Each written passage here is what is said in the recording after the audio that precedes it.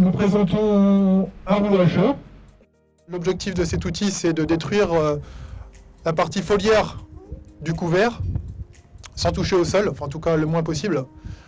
Donc l'objectif, c'est de créer un paillage au sol, d'éviter de remuer le sol et de favoriser la repousse de mauvaises herbes par exemple. Donc vraiment avoir une décomposition lente de la partie foliaire du couvert. Donc cet outil, c'est un outil frontal muni de 3 rouleaux. Un premier rouleau donc, avec des lames en ardox droite qui vont coucher la matière pré-hachée. 2 rouleaux ensuite sur balancier avec donc le premier rouleau avec des lames positionnées hélicoïdalement, donc d'un sens, et le deuxième donc des lames aussi en ardox positionnées de façon hélicoïdale d'un autre sens. Donc ce sont des lames boulonnées. Donc l'objectif d'avoir ces 3 rouleaux, donc, c'est de répartir la masse sur ces 3 rouleaux et d'avoir 2 rouleaux arrière sur balancier pour suivre le sol. Donc pour éviter de rentrer dans le sol, tout simplement. Donc c'est un outil qui est en position frontale mais qui reste tiré avec un point d'accroche à l'avant et une position flottante à l'arrière. C'est un outil qui fait 1300 kg. On peut rajouter 12 masses de 22 kg pour rajouter un petit peu de poids selon le type de couvert, selon le type de conditions que l'on peut avoir. Après, c'est un outil qu'on peut aussi positionner différemment au niveau du 3e point pour avoir différents types d'inclinaisons, pour avoir des hachages plus ou moins agressifs. Pareil, selon le type de couvert. Donc voilà, c'est un outil assez complet. Pour le moment, il n'existe qu'en 3 mètres. Logiquement, Treffler va le sortir sur des largeurs supérieures. La première version, vous l'avez juste à côté, c'est une version en lame soudée. Donc ça, c'est vraiment le début de l'éco-rouleau. Donc c'est des rouleaux en diamètre 400, soudés d'un bout à l'autre. Donc voilà, avec donc, soit simple rouleau ou double rouleau. Donc au niveau de la gamme éco-rouleau, si vous regardez bien comme sur celui-ci, vous avez un rouleau qui est brillé un d'un sens, un autre de l'autre, tout simplement pour éviter qu'il se rattrape au travail et qu'il se synchronise. Donc vous avez marqué davantage votre plan. Vous avez une lame qui passe tous les 16 cm. Donc on peut imaginer qu'en double rouleau, vous allez faire des morceaux entre 8 et 9 cm. C'est pas mal quand vous avez des couverts assez ligneux, ou même si vous voulez faire aussi des structures sur canne de colza, canne de mèche grain aussi, notamment pour éclater les pieds, pour éviter tout ce qui est mi-latéral.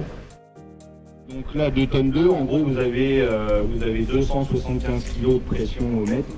Sur les nouveaux modèles, donc là vous avez la version lame boulonnée sur celui-ci, donc c'est des lames de 50 cm qui sont réversibles. Vous avez déjà 2 jeux de couteau sur la machine. Et la différence par rapport aux lames soudées, c'est que vous êtes beaucoup plus tranchant.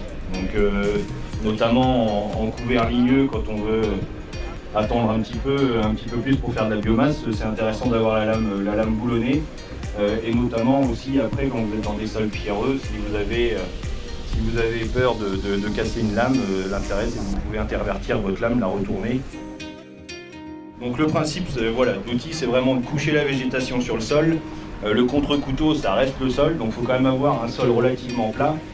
N'hésitez pas à rouler vos semis à l'arrière de votre semis pour justement aplanir au maximum le sol. C'est tout simple à comprendre. Si vous avez un creux, vous couchez la végétation dans votre creux, votre couteau, comme on travaille très peu la terre, il ne va pas aller impacter la plante au fond. Donc, si vous avez vraiment un sol qui n'est pas trop droit, n'hésitez pas à prendre légèrement de l'angle pour vraiment aller coucher la plante sur le côté dur du sol.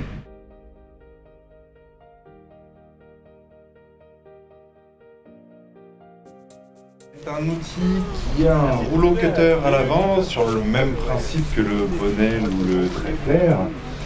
Donc avec un réglage hydraulique de la pression ainsi que de sa hauteur. Et suivi de 5 rangées de herse étris diamètre 16. Alors avec un réglage hydraulique également pour lui donner de l'agressivité.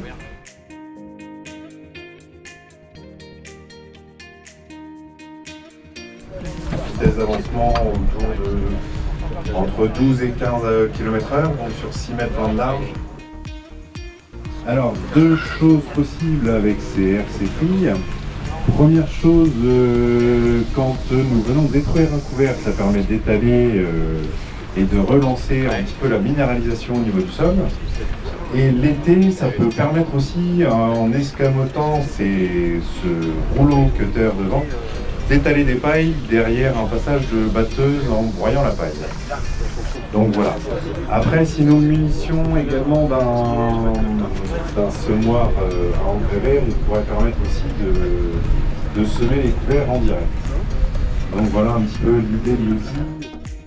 Donc la charrue EcoChaume de chez Bonnel, tout simplement c'est une charrue pour faire du petit labour. Hein. Donc on va commencer à travailler à partir de 10 cm, sachant qu'on peut quand même aller jusqu'à 22-23 cm de profondeur si vous avez pas mal de résidus et que vous voulez enfouir davantage.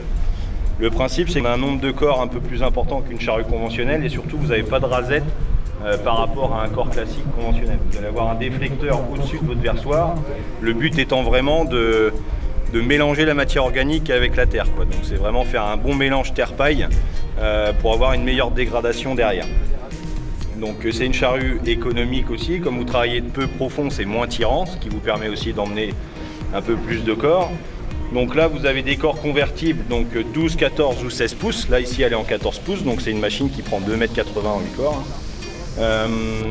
On est sur une base d'une charrue conventionnelle, c'est-à-dire que c'est une tête d'une charrue Z chez nous, Z120, avec une fusée creuse de 125, passage des flexibles à l'intérieur. Vous avez un vérin de recentrage pour réaligner votre charrue au retournement et la retourner avec son boîtier autonome. C'est un outil de scalpage avant tout, donc l'outil va travailler à faible profondeur. Il y a un réglage des dents au niveau inclinaison pour avoir le maximum d'effet sur les ailerons et non moins sur la pointe pour scalper et moins travailler de terre en profondeur. Des disques de nivellement pour avoir un terrain droit et un rouleau de appui. Donc l'outil reconnu depuis des années chez Lemken. Et là on a un Rubin, nouveau Rubin 10, donc là vous êtes en disque 645, élément disque qui change du Chronochron parce que en élément sécurité non-stop indépendante. Donc là vous avez des éléments, l'unité repart ressort, ici chaque disque a son ressort indépendant. Et c'est une fonction en deux suspensions, c'est-à-dire qu'il y a une suspension pour relever en cas d'obstacle et une suspension aussi dans l'autre sens pour éviter que l'outil navigue, comme beaucoup de soucis aujourd'hui d'outils à disque grande vitesse, que ça fonctionne entre 12 et 15 km/h. On a des angles de disque différents, gauche, droite, sur les parties avant, qui va permettre d'avoir un outil qui tire toujours bien droit. La deuxième force aussi, c'est d'avoir des peignes pour avoir justement la projetée de la matière dans les peignes qui permet de retirer, dans le premier rangé de peigne, ça retire la terre autour des racines, donc primordial pour faire mourir la plante. Et la deuxième partie qui va chercher à niveler. Les peignes sont différents justement pour faire un bon nivellement. Et après vous avez différentes sortes de rouleaux qui sont importantes. On a 12 sortes de rouleaux. Donc vous avez des rouleaux aussi, chez bien système là, ça laisse une terre très aérée, donc c'est pas le meilleur pouvoir germinatif, mais c'est chez nous en Seine-Maritime, on a assez d'humidité en ce moment, donc on peut les chaumer dans des conditions plus humides pour avoir une terre très ventilée, et les rouleaux sont mis sur des balanciers pour suivre au maximum le terrain. Outil assez lourd volontairement pour que ça rentre, c'est un outil qui fait 5 tonnes, et donc là on rentre dans les terres plus dures, et on peut accepter beaucoup de matière.